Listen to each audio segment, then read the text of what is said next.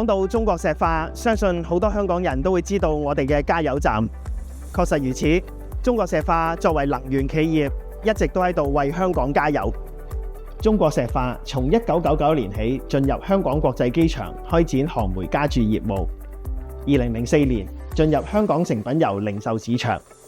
2007年在港擁有油庫、油站、船舶等全環節油氣儲運銷資產。